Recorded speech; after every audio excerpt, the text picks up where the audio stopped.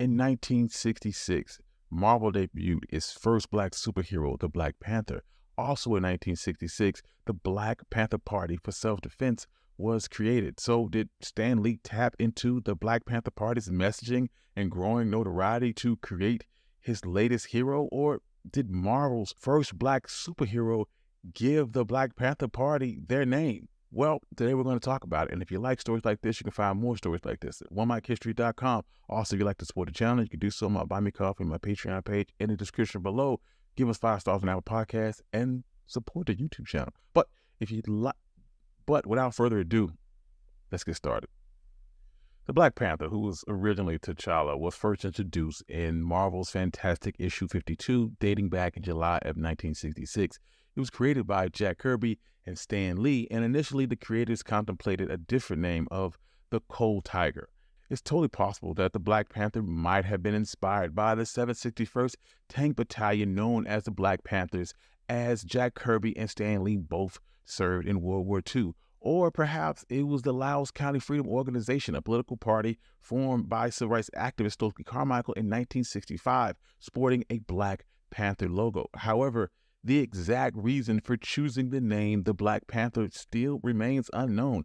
Jack Kirby would talk about that the character was aimed to boost visibility and representation for the often overlooked African-American audience. Parallel to the creation of Marvel's Black Panther, the Black Panther Party for self-defense was influenced by Stokely Carmichael. Following the killing of Matthew Johnson, a 16-year-old shot at the hands of the San Francisco Police Department in September 27, 1966, the UC Berkeley chapter of Students for a Democratic Society decided to hold a conference on Black Power and invited Stokely Carmichael, the SNCC chairperson, to be the keynote speaker. The event showcased the emblem of a Black Panther, a logo belonging to the Loudoun County Freedom Organization, which was being promoted by Carmichael. The Loudoun County Freedom Organization was part of a new effort among local blacks in Alabama and the SNCC to build an independent political party outside of the all-white Democratic Party in Alabama, recognizing the potential to redefine American social political landscape by mobilizing disenfranchised African-American voters.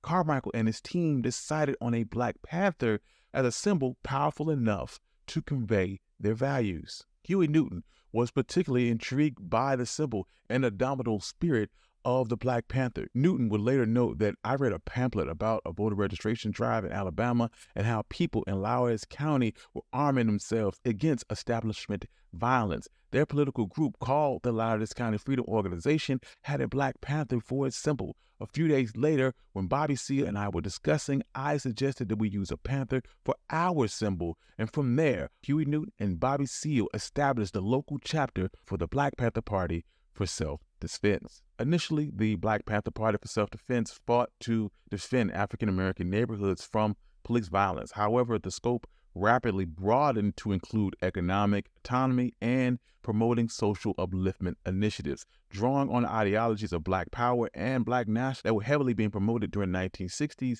During this time, they were being confronted with heavy opposition from the United States government that had categorized them as a communist organization. The party still managed to accrue more than 2,000 official members at their height, and despite disbanding in 1982, the organization left a substantial legacy and far-reaching impact on society and culture.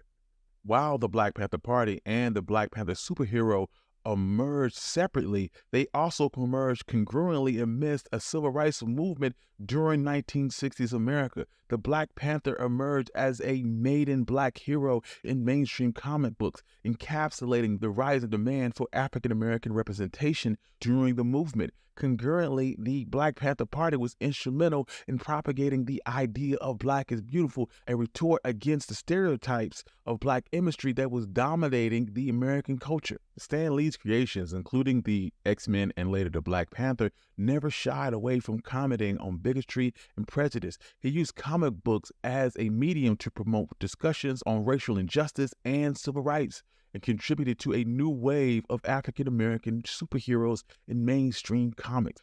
In subsequent years, other Black superheroes emerged. Falcon emerged in Captain America 117 in 1969. DC's Teen Titans introduced an African-American character of Miles Duncan in 1970. 1971, Black Panther co-creator Jack Kirby introduced DC's first black superhero in the Black Racer, and in 1972 introduced us to Marvel's Luke Cage and DC's John Stewart as an African-American member of the Green Lantern Corps. Ironically enough, it was around this time that Marvel made a bid to dissociate the Black Panther from the Black Panther Party for self-defense. Marvel briefly altered the name to the Black Leopard, one of its 1972 editions of Fantastic Four. However, it quickly reverted back to the Black Panther, recognizing that the character's embodiment of law and order was neither an explicit endorsement or a disapproval of the Black Panther Party.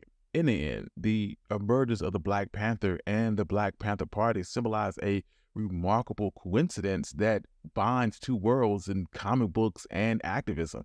The simultaneous rise of these two Black Panther entities both infuse Black pride and African Americans seeking representation and standing up against racial prejudice. The similar names of the two entities is reflective of an era marked by significant social change and a shifting in attitudes towards civil rights by a mainstream American culture, yet both groups were created separately without knowledge of the other.